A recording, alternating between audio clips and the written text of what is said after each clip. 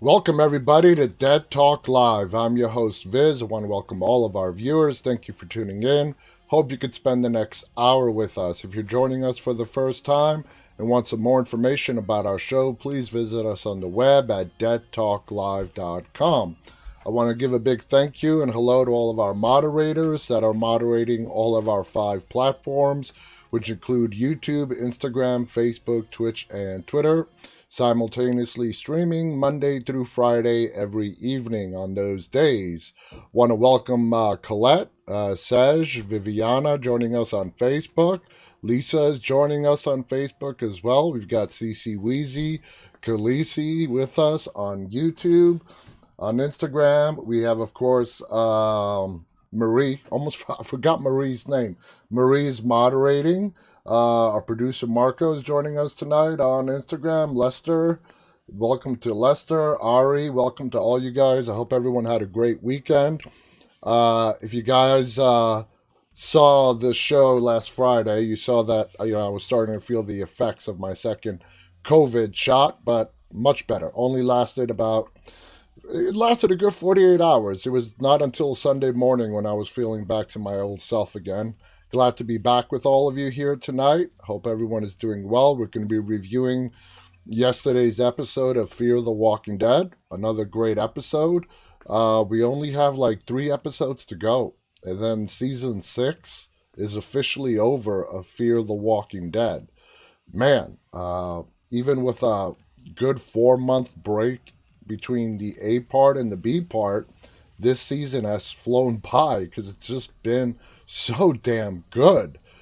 Before we get to that, we are going to have an action packed week this coming week on Dead Talk Live. We have 3 guest interviews coming at you this week. Tomorrow, we are having acclaimed writer Eric Bress. He is known for writing Final Destination 2, most recently a great movie called Ghosts of War. Highly recommend you guys check that out. Eric is going to be joining us tomorrow. And then Thursday, we have Larry Zerner. Larry Zerner is from Friday the 13th, Part 3.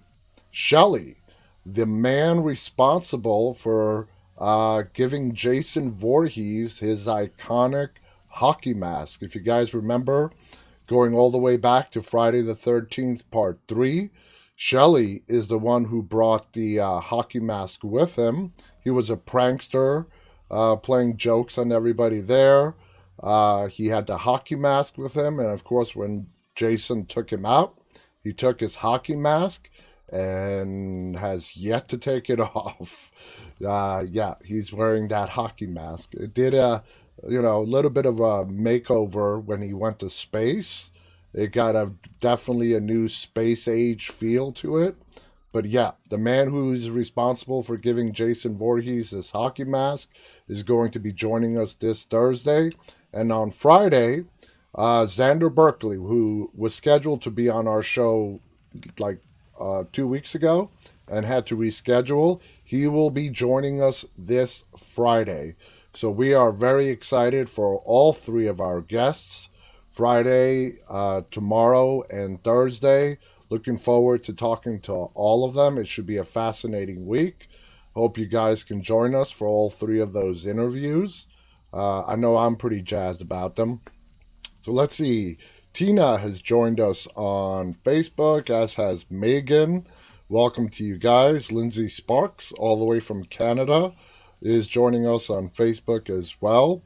CC Weezy saw Spiral today. Spiral from the Book of Saw was released Friday, and it's getting some pretty good reviews. I have yet to see it.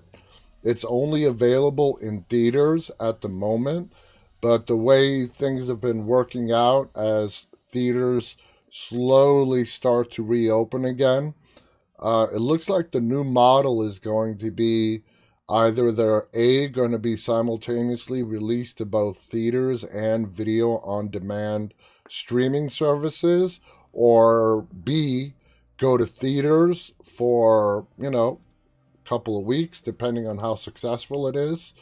and then very, very soon after be released to video on demand.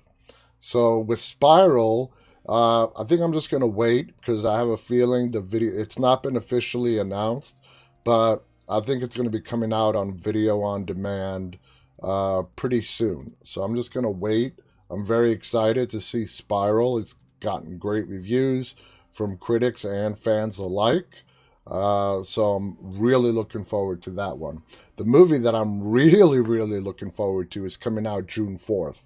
And as you all know, those of you who have been watching me, and that is The Conjuring 3. The Devil Made Me Do It.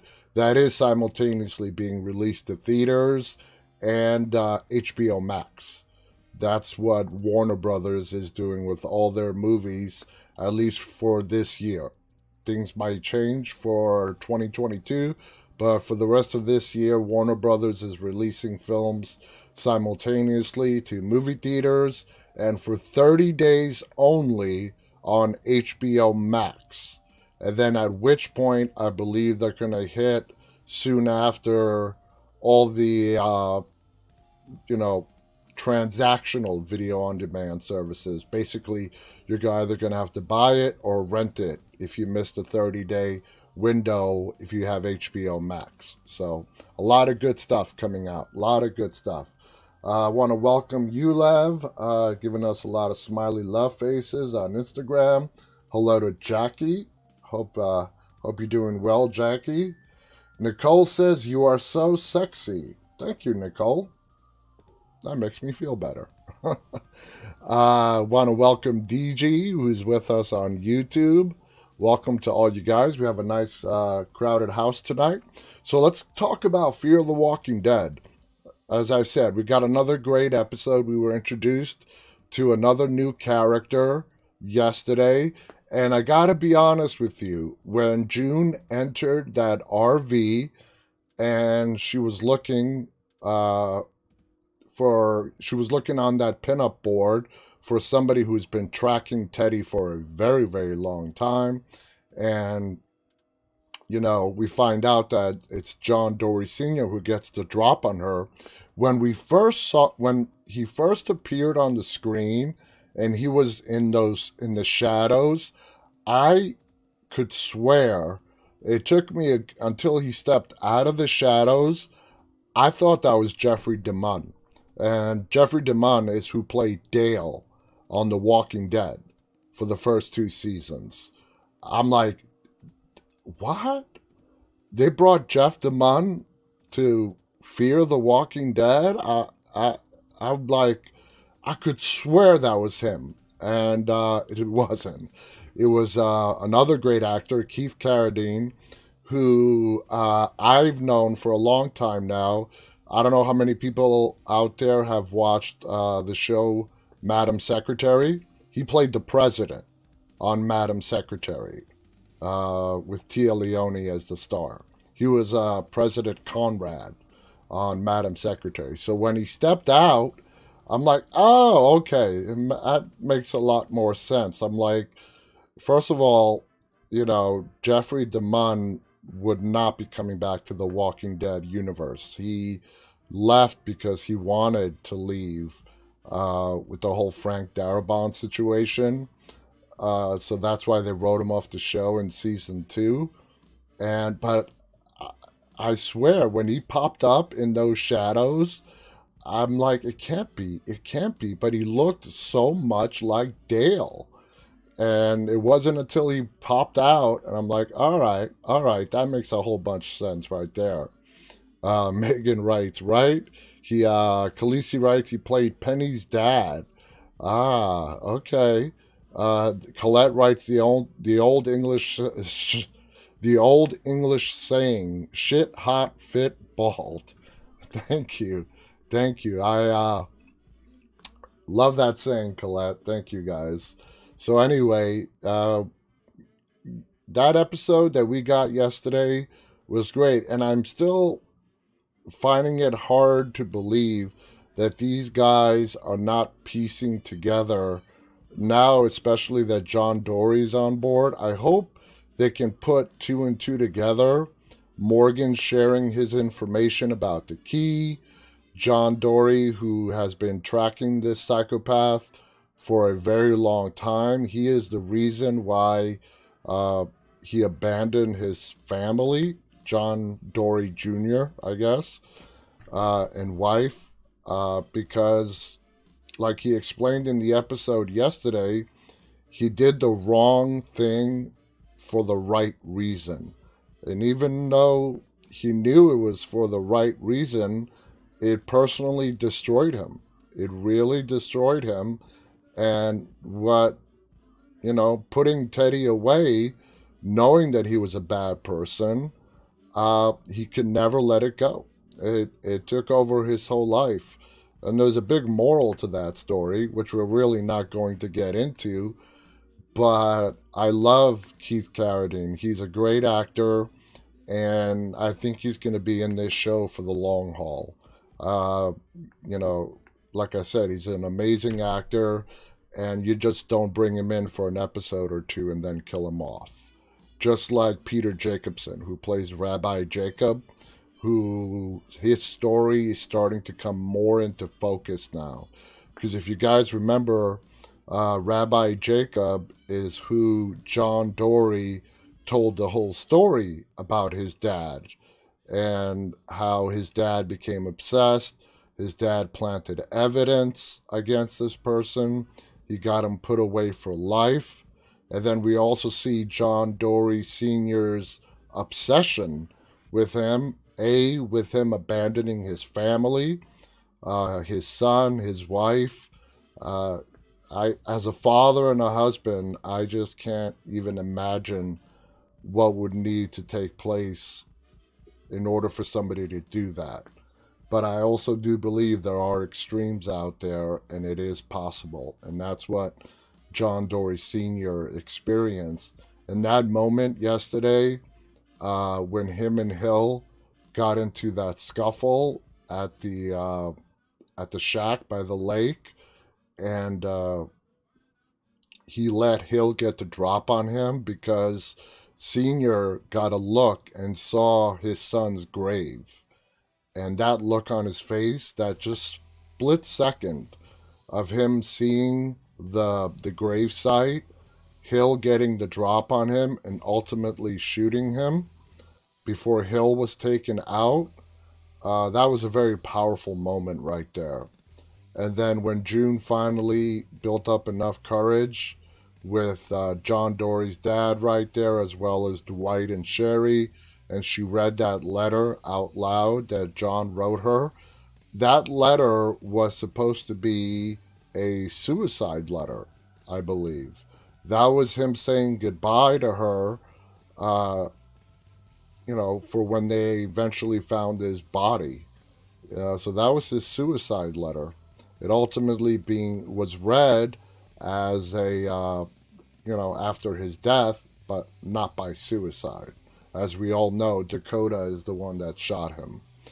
Khaleesi writes, that episode has to be my favorite just because of the letter. I lost it when June read. DG writes, it's the question, can you live with regret or desire? That's a good point. So, great episode all around. Zoe on Twitter writes, it was nice to see Dwight and Sherry together. That was nice. It was finally nice. Sherry, first of all, admit that it's Negan that she's really after. The majority of the episode, she is planning on going back to Virginia to put a bullet in Negan's head. She's going to have to, there's a line of people who want to do that. But, anyway, by the end of the episode, after experiencing what happened with Senior, Junior's death, June, it looks like Dwight and Sherry are going to give it a go again. She, like Dwight said, let's just start over. And I think that's great advice. Let's just start over. Start off fresh. Try to put the past behind us and move on and see where it leads. I love the arc that Dwight has taken, and if you guys go back and remember when we first met him, both him and Sherry, when they came across Daryl, when we got our introduction to the Saviors, uh, his arc of how he went back to Negan, Negan burning his face, trying to be loyal to Negan, shooting that person in the back who was trying to leave the sanctuary, torturing Daryl, eventually betraying Negan, giving information to Daryl and Rick to ultimately bring Negan down to where he is now. He has had a fascinating arc on two separate shows that span two separate shows. And I don't know about you guys, but I'm a huge Dwight fan. I love Dwight. I love Austin Emilio. He's doing an amazing job playing Dwight. And I love the fact that they're keeping Dwight very much relevant as he was in the comic books, in the Walking Dead comic books. He's just now on Fear, and they're making him very, very relevant to the storyline that's going on Fear the Walking Dead. And I just think that's great. Khaleesi writes, did you notice the walker when Dwight and Sherry rode off at the end with the black leather jacket and barbed wire wrapped around him? Oh, I saw the walker. I know exactly which one you're talking about. As they're riding off in the horse, you see a walker come in from like the left side of the screen, but I did not get a look at him that he was wearing a leather jacket or the barbed wire. Khaleesi writes that was a Negan Easter egg that Sherry has dropped. Colette writes Dwight is definitely cool. Lindsay loves Dwight. Uh, so anyway, let's go ahead and read what the critics have to say. We always, take what the critics say with a grain of salt. But let's see what they have to say about this episode. Like I said, guys, we only have 3 left before the finale. So, this episode was called JD.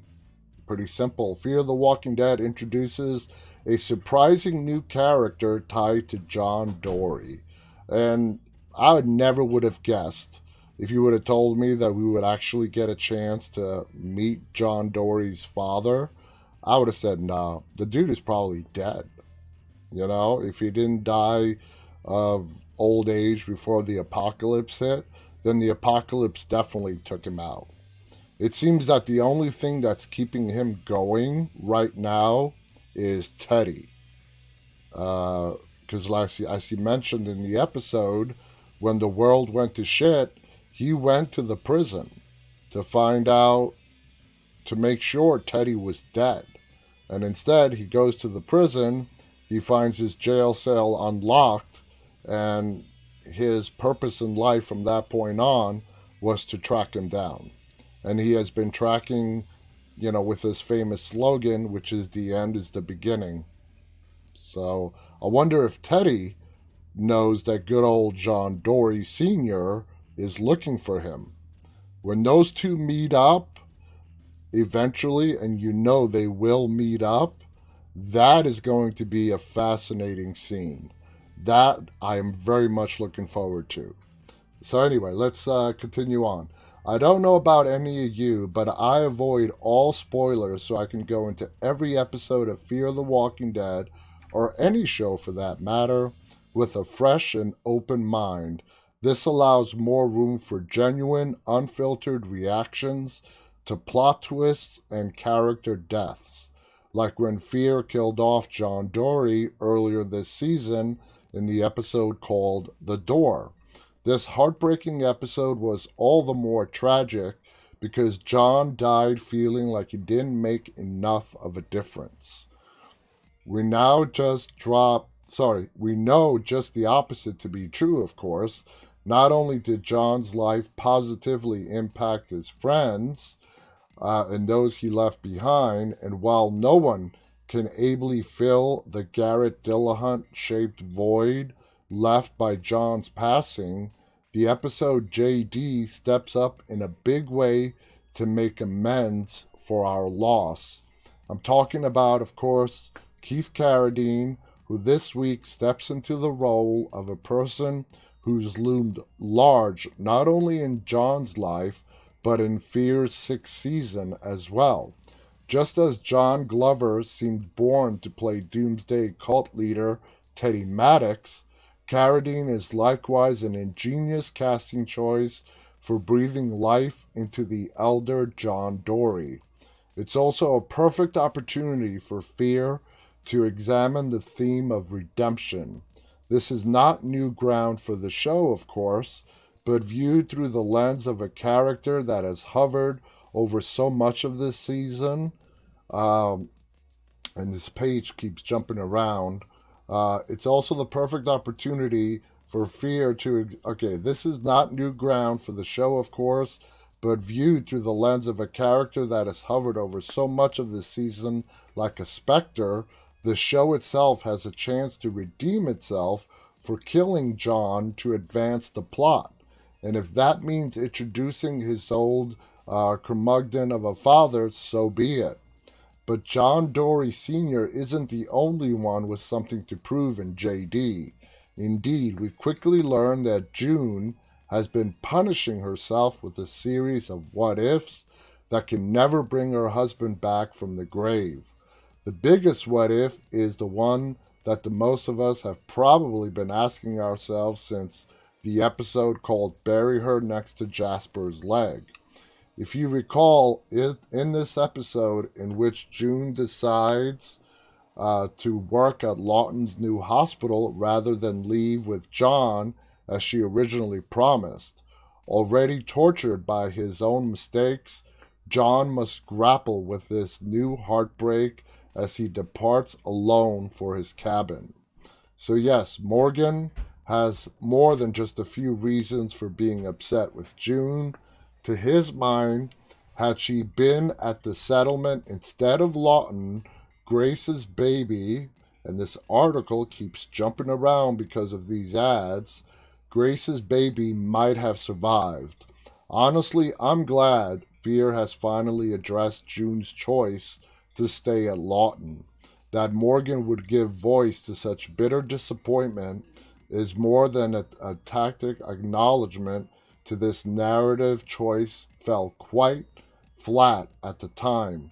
In retrospect, it's easier to understand that so much of the younger John's life was shaped by abandonment. The idea of abandonment factors heavily into Dwight and Sherry's storyline as well. They've been on a different path for some time now. Dwight, played by Austin Emilio, has tried to make peace with a life that no longer includes Sherry. Like John, he wants whatever is best for someone that he cares about. And much like June, Sherry isn't just restless, she feels trapped by past mistakes. Like June and John's father, Sherry seeks a kind of transformative redemption that can only happen with a clean slate. And if that means traveling all the way back to Virginia to kill Negan herself, so be it. Thankfully, Sherry has a change of heart, which is just as well. Like Morgan and Dwight, she's already crossed over from The Walking Dead to Fear. Do we really need to see her cross back over to The Walking Dead? No. If Sherry showed up back at The Walking Dead, which was not going to happen anyways, but even if she did, besides Daryl, really, nobody else really knows who she is. So there's no story for Sherry coming back to The Walking Dead, especially without Dwight. Would anyone really have patience for something like that? I wouldn't. Such a journey would be a distraction for the main storyline, namely Teddy's doomsday cult. Which brings us back to John's father. Through the magic of plot contrivances, John, Dwight, and Sherry just happened to cross paths with the elder sharpshooter. This episode abounds with many such convenient coincidences, but so much of JD works that it's easy to overlook an over-reliance on hapstance. and Carradine is one aspect that works very well. It would have been easy to make him just as lovable and kind hearted as his son, but Fear happily flips the script on this. While John and his father are alike in many ways, they're both former cops, they're both sharpshooters. John's father is a cranky, crusty son of a bitch. I also like the way this episode neatly reconciles things John has said about his father, like how he framed the murderer, in this case, Terry, to ensure he would wound up in prison where he belonged. I also appreciate that the apple doesn't fall far from the tree. Both men compromised their principles to accomplish what they thought would serve a greater good. Whereas his son overcame his demons, his father was not quite so fortunate. What doesn't quite work for me, though, is that while everyone has no trouble finding each other, how is that John and his father never crossed paths? Yeah, it's amazing that so soon after John Dory Jr. dies, his father just shows up. That's just something you gotta look the other way on. This seems even more egregious when you consider that Teddy's cult is operating in a very specific area that includes Lawton and Morgan settlement. If John's father has been tracking Teddy for months, wouldn't it reason that they could have ran into each other? That being said, it's interesting to see John's father take in the details of his adult son's life, like his movie rentals, seeing his cabin, 40 years after leaving his family behind is both poignant and bittersweet. JD finally gives us a proper funeral service for John is likewise poignant and bittersweet. And I think another objective this episode makes, it, at least for me, it did, it gave us closure. It gave me closure to John Dory Jr. For some reason, introducing his father onto the show, and also the funeral, June opening up that letter, it gave closure for me. It gave closure to the whole John Dory Jr. storyline. As odd as I found it that June would finally opt to read John's letter aloud rather than privately, this is an emotionally high point of the episode. Elfman is solid in this scene. She needs to be. If Fear truly wants to sell us on the idea that redemption is a transformative process. Of course, John Dory Jr. would forgive his father and June for choices they have made. Even in death, our dearly departed gunslinger is still making a positive impact on the people he cared about the most. Very well said.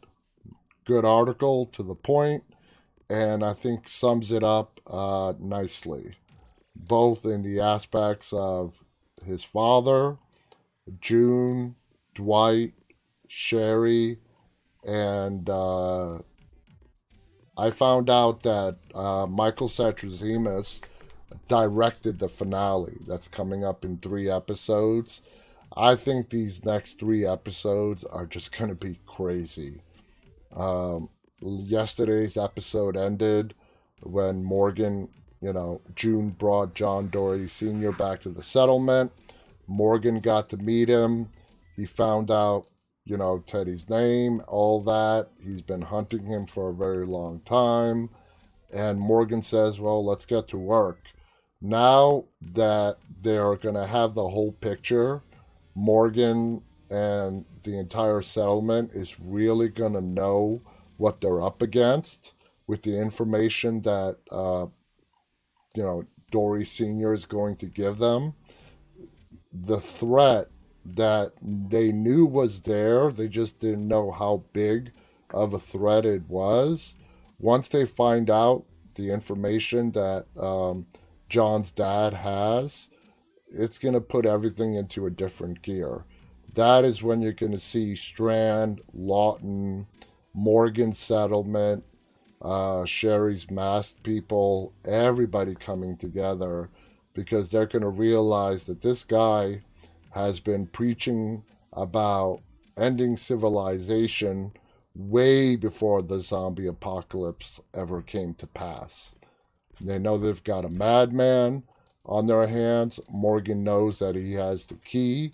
I'm hoping they're able to put two and two together to what we think is Teddy's plan, and that might be him doing some kind of nuclear launch to destroy all life. Of course, his life and those of his followers, because somehow him and them are exempt from the new beginning.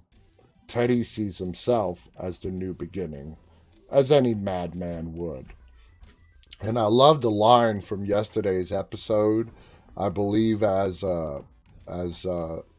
Dory Sr. is explaining it to June, just what Teddy's mentality is from the day he first came across him, spouting the end is the beginning, the world must end, and he was telling her some of the stories about him, and they're completely crazy, and he knew it, and he's like, yeah, this guy is bona fide batshit crazy.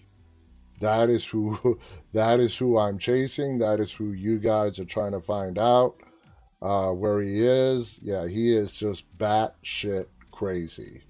And now that he has those keys, he is very dangerous. Very dangerous. I had something that's not going to happen, but I'm like, how cool would it be if, that information got back, even though the timelines are still split between Fear the Walking Dead and The Walking Dead. Fear the Walking Dead did not do the 6-year time jump after, like they did on The Walking Dead after Rick's death. So technically, Fear the Walking Dead is 6 years behind. But if the timelines were aligned, I wonder if that information, reached Alexandria or any of the other settlements or the CRM. I'm pretty sure the CRM is going to be getting involved with this in some way or form. Do they know that their keys to nuclear launch are missing, unaccounted for? We really don't know. They're a shadow organization. There's not much we really know about them. Is that what Isabel from the CRM is searching for? Is the CRM... I think the CRM, because they have been very prominent on Fear the Walking Dead, I think they're going to play a big part in these final 3 episodes, at least the finale. I think we're going to see the CRM in a big way in the finale. And I'm not saying that this whole Teddy storyline is going to end in 3 episodes. I can almost guarantee you it's going to continue well into next season. But I have a feeling we are going to be seeing the CRM in the next 3 episodes at least. I can almost guarantee we'll be seeing or hearing of some mention more about the CRM.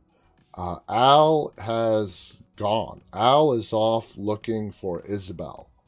So you have to find a way to account for Althea, played by Maggie Grace. She is trying to find Isabel and warn her about this threat. I think Isabel and the CRM are fully aware of the threat. They may not know about this guy, Teddy, but they know something. So that's going to be very interesting to find out. Colette writes he's a total despot. He's just batshit crazy. DG writes, would love to see that Troy survived getting knocked upside the head and damn in season 3 and was a part of the Teddy cult. No, Troy's dead. Madison shot him in the head. And then a bridge collapsed on him. So, yeah, Troy is absolutely dead, gone, not coming back either. Khaleesi writes, they said there won't be one on Memorial Day weekend, which is when? Memorial Day weekend is on the 31st. So, okay. So, we'll skip a week. I know we have 3 episodes left. If they stretch that into 4 weeks, so be it. Colette writes, Al and Isabel save the day. Yep. I'm really rooting for those two. I am really rooting for Isabel and Al. Want to welcome Gusty, who's with us all the way from Argentina.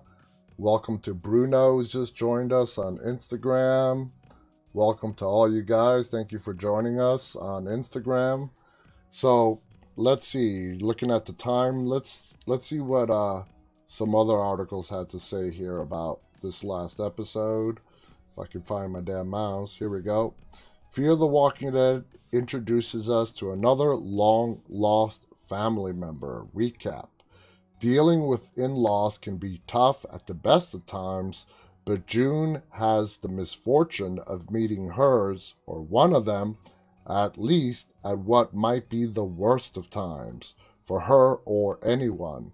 And it certainly doesn't help that John's dad is a storm cloud to his son's sunshine. Meanwhile, Dwight and Sherry relationship troubles continue, but she finally tells him what is at the core of her inability to find inner peace, and that's no great mystery. Her big blockade to finding any sort of peace is Negan. It's always been Negan. I've said this for a long time now. Virginia was just a surrogate for Negan. And she thought if she took out Virginia, it would make what happened, with what Negan did to her, all better. It's not. And I think she finally is realizing that. So, after having an argument with Morgan about how she couldn't do the one thing John asked of her, which was going with him to the cabin, June takes off to continue her search for answers about the graffiti people. The end is the beginning. Dwight follows her and Sherry follows Dwight, and they're in the middle of a little reunion on the road when someone starts firing on them. June takes off to find the assailant, which ends up with her inside an RV staring down the barrel of a gun. Yep, that's John's dad, Keith Carradine. He attacked the group because he thought they were part of the cult, and he is a man determined to kill Teddy. As many fans predicted, John Dorie Sr.'s grudge against the cult leader goes way, way back. He was the man J.D. Sr. put away using less than clean methods, and the toll that dishonesty took was huge. The rest, as we know, is history.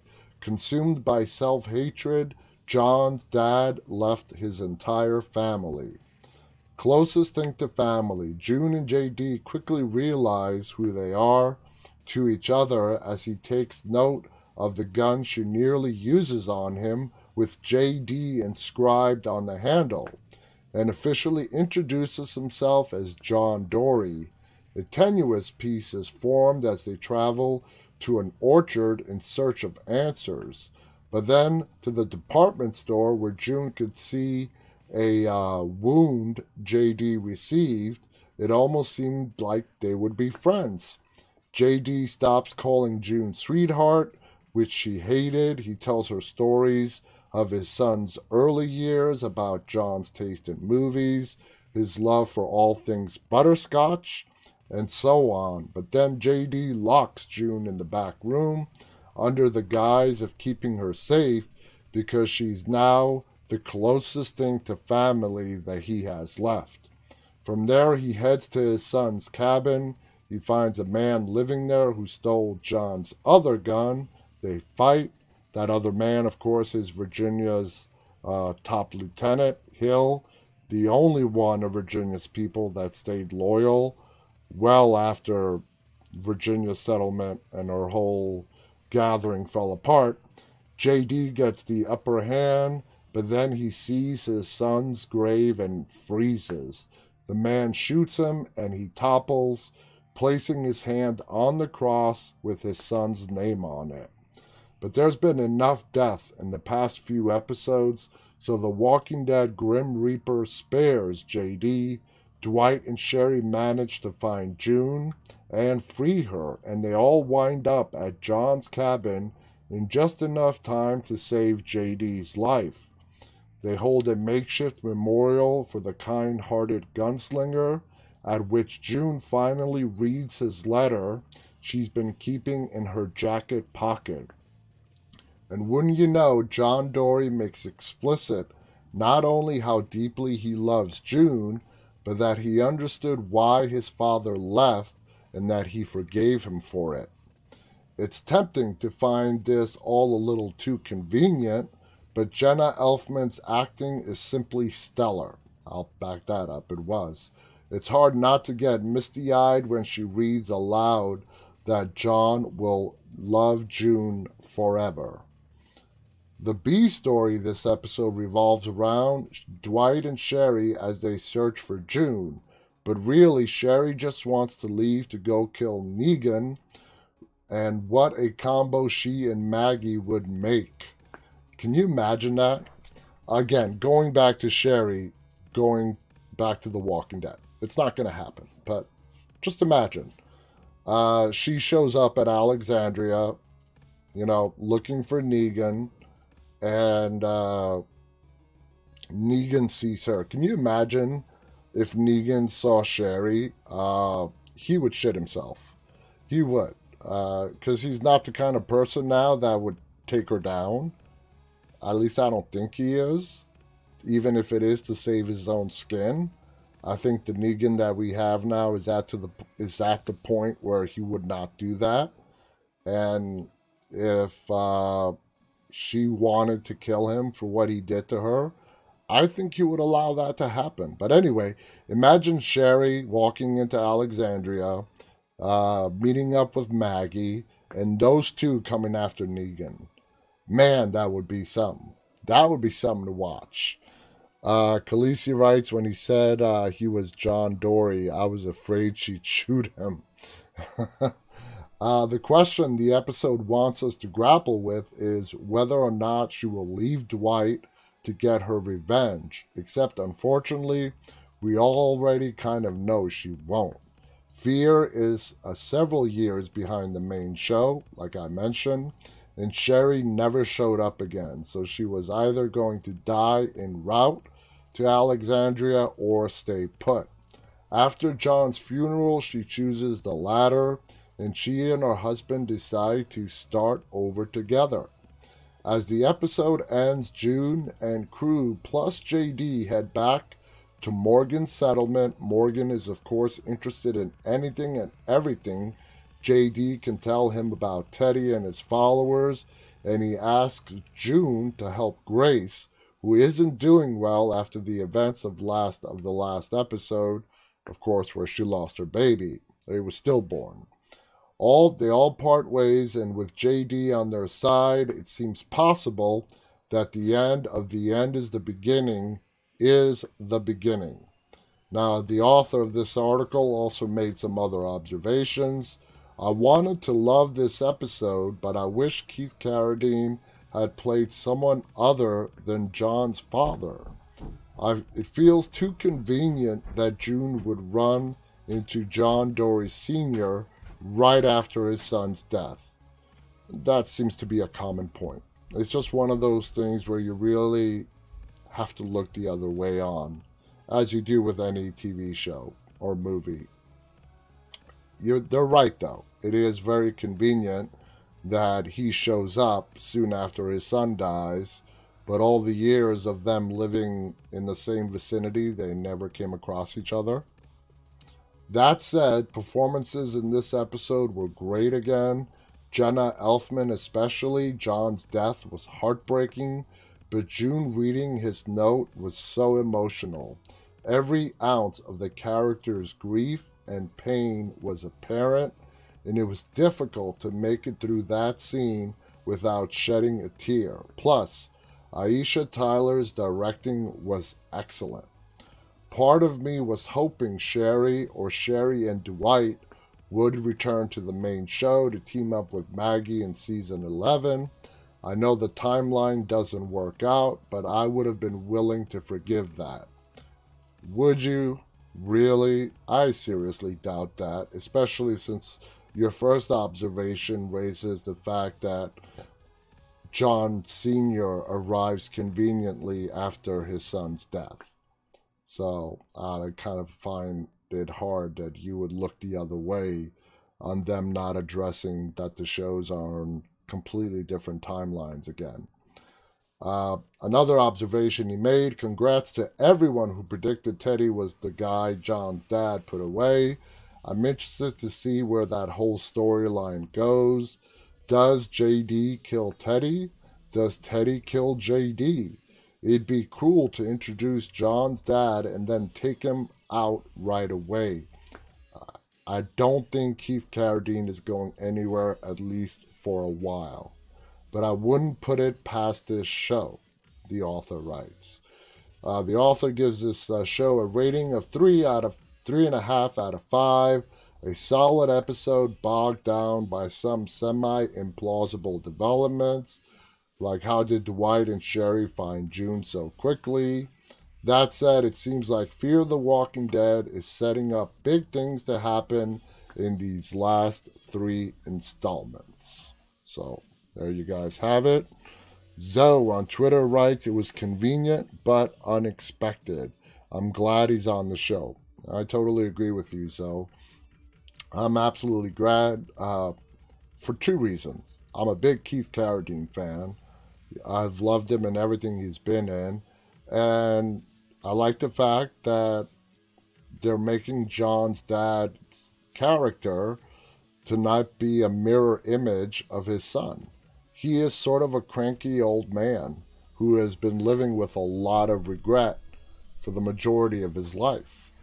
And he truly regrets the fact that he let this psychopath take his family away from him. You know, yeah, it was his own choice to abandon them. I'm not giving him a pass on that one, but he's pissed. And I think Teddy in the post-apocalyptic world is the only thing that is keeping, Senior going. Let's say he does win. Let's say Dory Sr. is the one that stops Teddy, hypothetically. Next season, whenever, you have to sort of write it into the story where he becomes a part of Morgan's settlement. You have to write it if Keith Carradine, John Dory Sr. is the one that takes out Teddy, ultimately, whenever they do decide to end this storyline. In order to keep his character relevant and keep him fresh and up to date with the story, you're going to have to do some major character building with the existing characters on Fear the Walking Dead, which I have no doubt they will. I really don't. I really think they will do it. Colette writes, it's a pity Eugene isn't there. He would sort the nuclear issue out. That's a good point. That's a very good point. I want to welcome Edgar with us on Instagram, 101. Also with us on Instagram. Welcome, guys. Anonymous writes, what did I miss? We're just going over the latest Fear the Walking Dead episode. Thank you guys for joining us on Instagram. So anyway, guys, that's it. 3 episodes of Fear the Walking Dead left to go. It's going to be a very interesting 4 weeks. As Khaleesi said, there's going to be... I have not saw this, but I trust Khaleesi when she says there will not be a Fear the Walking Dead episode on Memorial Day weekend. So that would put that's 2 weeks away. So that would put the episode 15, push it back a week. So basically, we have 4 weeks to get 3 weeks, 3 episodes.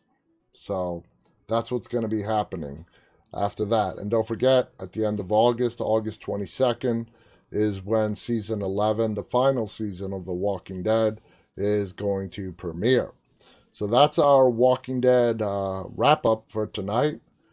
Please tune in tomorrow, Thursday and Friday especially. We have three great guests coming on our show. It's going to be a fascinating chat. Tomorrow we have acclaimed writer of such movies as Final Destination 2, Ghosts of War, Eric Bress. Thursday we have Larry Zerner, who played Shelley on Friday the 13th, Part 3. Friday we're getting legendary icon Xander Berkeley, who has been in everything for a very long time. Apollo 13, Air Force One, The Walking Dead. The list just goes on and on and on. This Xander Berkeley is he's a legend in my mind. He's awesome, and I'm very excited to talk to Xander on Friday. So until tomorrow night, guys, stay safe. Please visit us on the web at deadtalklive.com. Don't forget, we air Monday through Friday. If you want to be a part of our live audience, you can catch us Monday through Friday. We simultaneously stream to YouTube, Instagram, Facebook, Twitch, and Twitter. Start time is normally sometime between 9:30 and 10. 9:30 and 10, depending on how busy the day has been. Sometime between 9:30 and 10 p.m. You can catch us on all those networks. Just set your reminder and you'll get a notification when the show goes live. So till tomorrow night, guys, with our guest, Eric Bress, stay safe and always stay walking. Good night.